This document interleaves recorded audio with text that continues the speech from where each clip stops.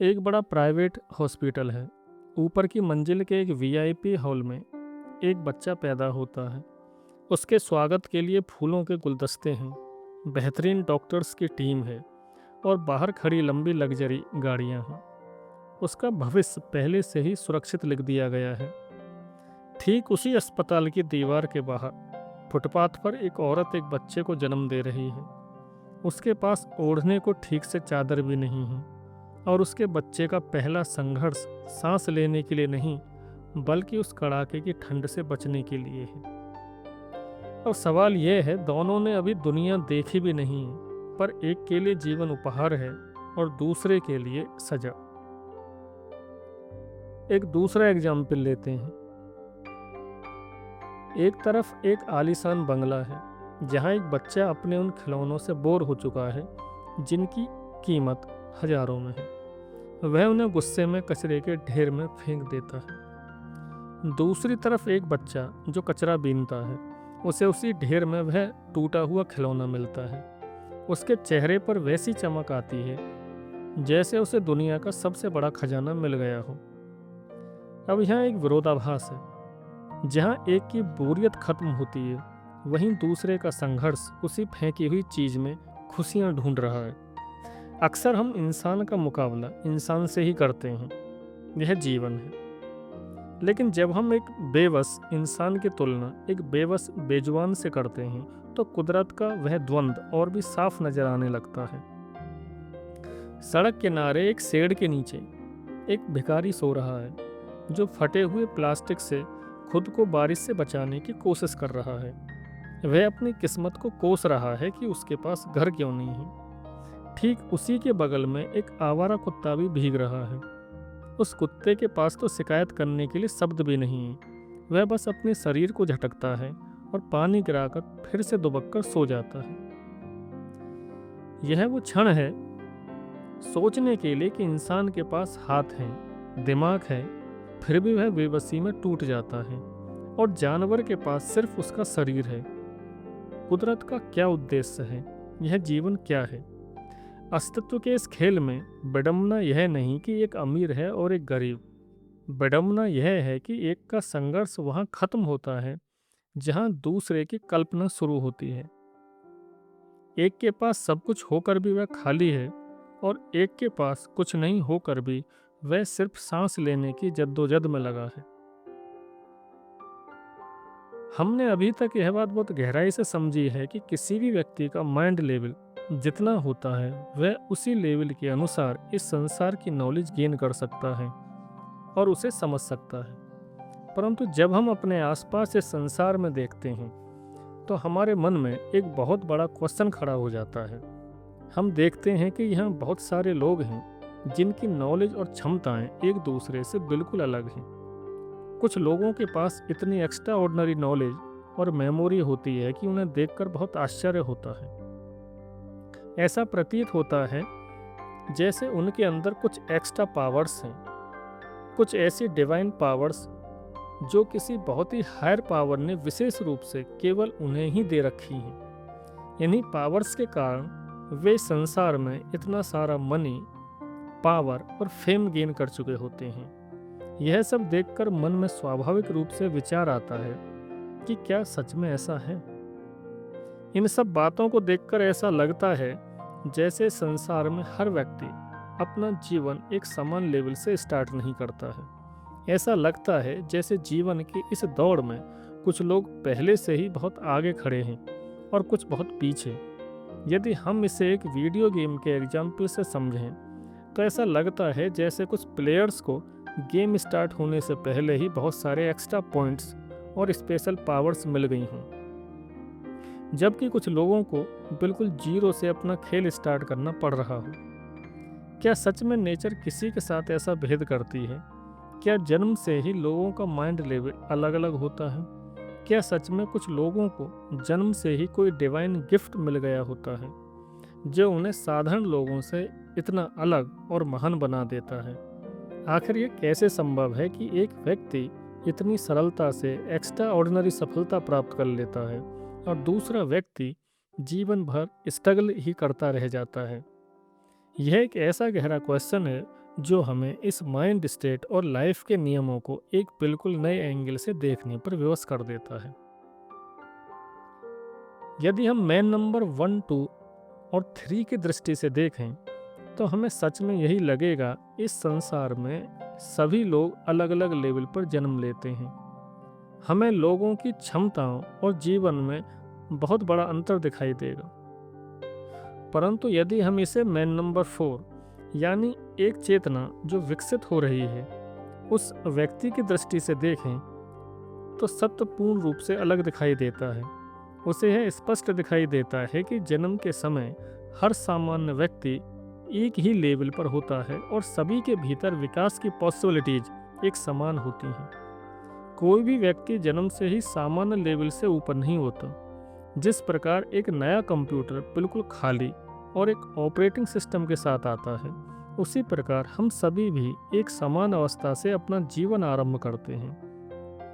अपनी internal qualities और अपने माइंड लेवल को बिना किसी विशेष ट्रेनिंग के इम्प्रूव करना असंभव है। जब तक हम इस संसार में रहकर किसी सही सिस्टम के साथ जुड़कर ट्रेनिंग ना लें और इन बातों को गहराई से ना समझें, तब तक हमारे भीतर कोई वास्तविक इम्प्रूवमेंट नहीं हो सकता। इस इम्प्रूवमेंट का अर्थ कोई बहुत बड़ा चमत्कार करना नहीं है। इसे ऐसे समझ सकते हैं जैसे हमारे भीतर जो बहुत सारे मैं हैं, मैनी आई हैं, यदि उनमें थोड़े से जो यूजलेस हैं यदि वो एलिमिनेट हो जाएं, ख़त्म हो जाएं, और या जो भी मैं हैं उनके ऊपर एक कंट्रोलिंग मैं आ जाए, तो एक बहुत बड़ा परिवर्तन आ सकता है। हमारे भीतर जो इतनी सारी पर्सनैलिटीज़ हैं, देखिए सोचने की बात है कि किसी भी आदमी के अंदर कोई एक सिंगल पर्सनैलिटी नहीं होती। वो अलग अलग टाइम और अलग अलग जगह पर अलग अलग पर्सनैलिटीज़ शो करता है। तो यदि उन पर्सनैलिटीज़ में से कुछ पर्सनैलिटीज़ अपनी पावर बढ़ा लें या व्यर्थ की पर्सनैलिटीज़ कम हो जाएं, तो हमारी बहुत सारी एनर्जी सेव होने लगती है। हमारी एनर्जी को नष्ट करने वाली जो हैबिट्स हैं, जैसे इमेजिनेशन में खोए रहना, झूठ बोलना, दूसरों को इमिटेट करना मतलब नकल करना, या व्यर्थ का कंसिडरेशन करना, यदि इनमें थोड़ा सा भी चेंज आ जाए तो इसका परिणाम बहुत विशाल होता है। माइंड लेवल की प्रॉपर्टीज में होने वाला यह जरा सा भी परिवर्तन इस बाहरी संसार में उस व्यक्ति के लिए एक बहुत बड़ा डिफरेंस पैदा कर देता है। जैसे एक पानी के जहाज के स्टीयरिंग में किया गया थोड़ा सा चेंज उसे बिल्कुल एक नई दिशा में ले जाता है, ठीक वैसा ही असर इस छोटे से आंतरिक परिवर्तन का होता है। इस बात को और अधिक सरलता से समझने के लिए हमें मैन नंबर 1, 2, 3 के जीवन को देखना होगा। एक ये मैं पहले डिस्क्राइब कर चुका हूँ कि मैन नंबर 1, 2, 3 क्या हैं। ऐसा इवोल्यूशन को देखते हुए एक सबसे हम जैसे मेंटल प्रोग्रेस करते जाते हैं, वैसे आदमियों के ब्रेन में, आदमी की बॉडी में भी चेंज आने लगता है और उसी के अकॉर्डिंग इन आदमियों का नाम दिया गया है। जो सबसे प्राइमरी आदमी है वो मैन नंबर 1, उसमें थोड़ा सा इम्प्रूवमेंट हो जाए तो मैन नंबर 2 और मैन नंबर 3, और इनको मैं पहले से डिस्क्राइब कर चुका हूँ। ये सभी लोग मूल रूप से केवल 3 ही चीज़ों से मोटिवेट होते हैं, मनी, पावर और फेम।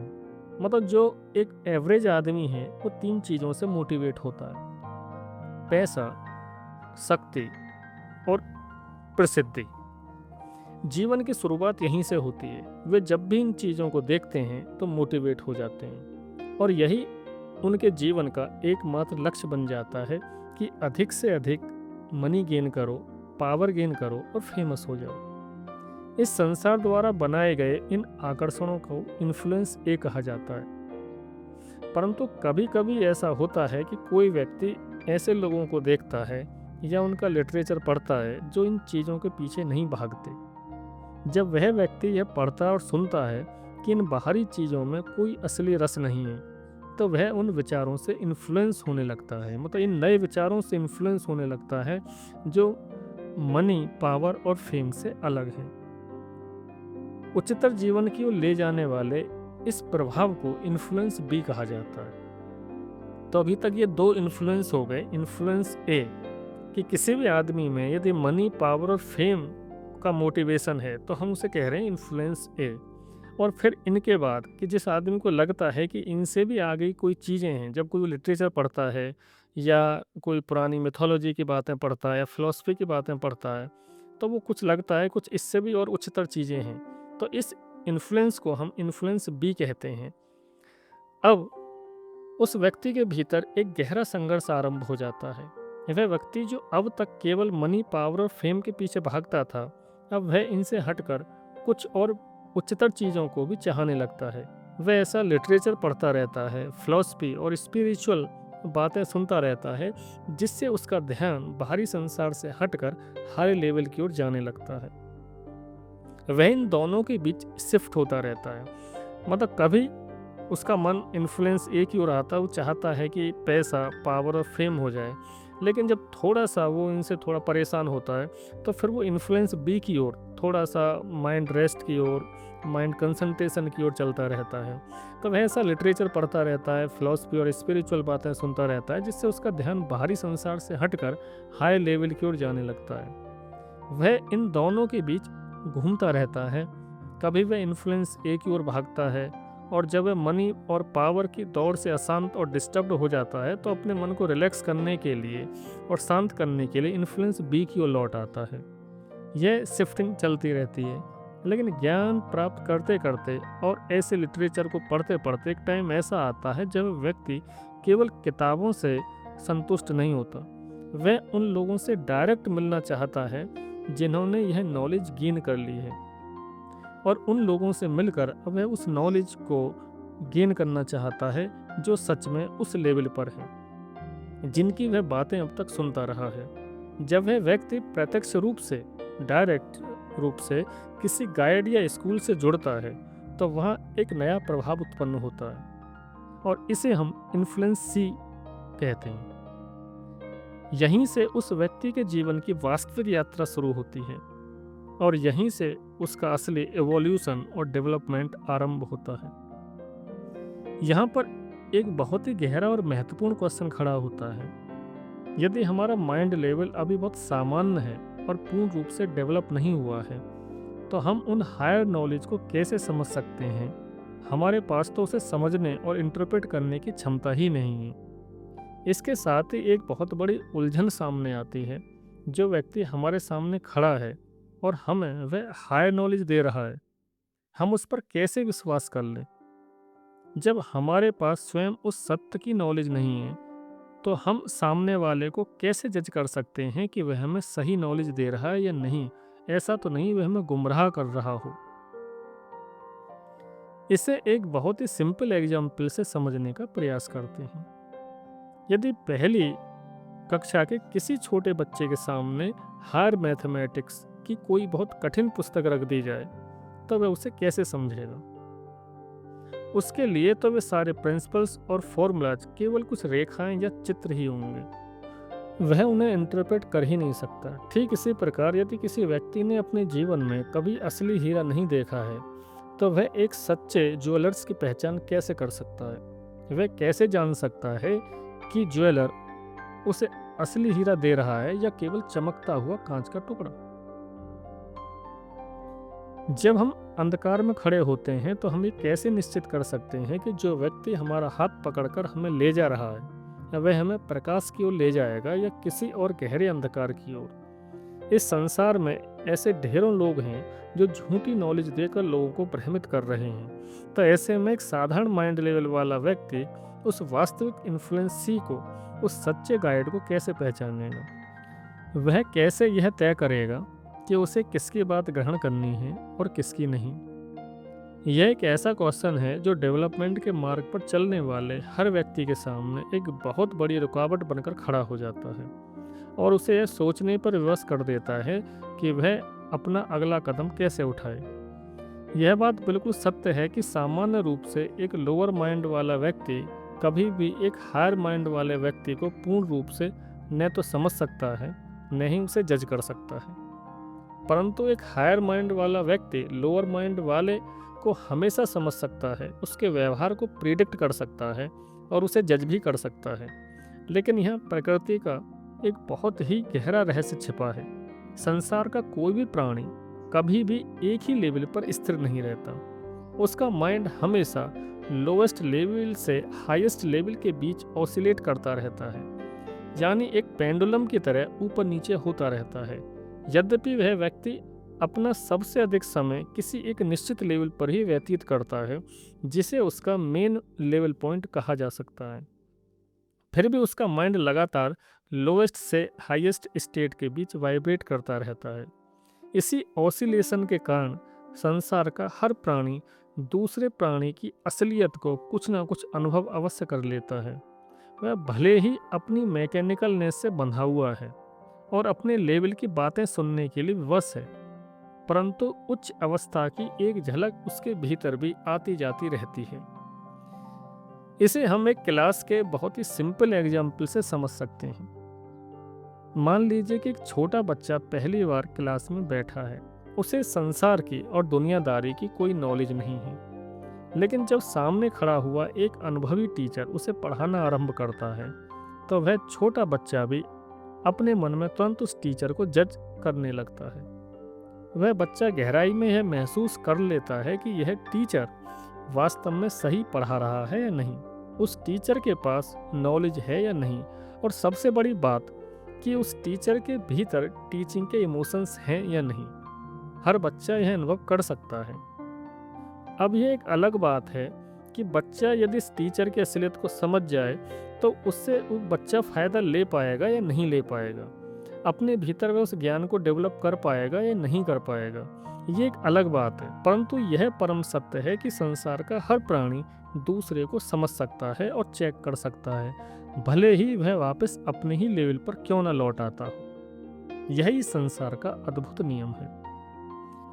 इसी कारण से जब हम किसी लिटरेचर से, साहित्य से, किसी व्यक्ति विशेष से या किसी भी स्थान से नॉलेज ग्रहण करते हैं, तो यह संभव है कि वह पूरी बात हमें एक बार में समझ न आए, परंतु उस बात का एक गहरा भाव, उसकी सच्चाई हमारी समझ में अवश्य आ जाती है। इसलिए हमारा मुख्य काम यह है कि हम उस ज्ञान को ग्रहण करें और अपने वर्क पर आगे बढ़ें। सामने वाला कैसा है, इस पर बहुत अधिक फोकस करने की आवश्यकता नहीं है। यह हमारा बिजनेस नहीं है।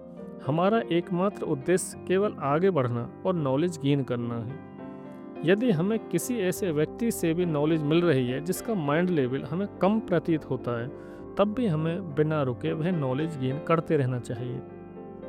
जब भविष्य में हमारा मेंटल डेवलपमेंट होगा और हमारी कॉन्शसनेस डेवलप होगी, तो ऑस्पेंसकी कहते हैं कि तब हमारे भीतर एक ऐसा प्रकाश फैलेगा कि हमें स्वयं ही सब कुछ बिल्कुल स्पष्ट दिखाई देने लगेगा।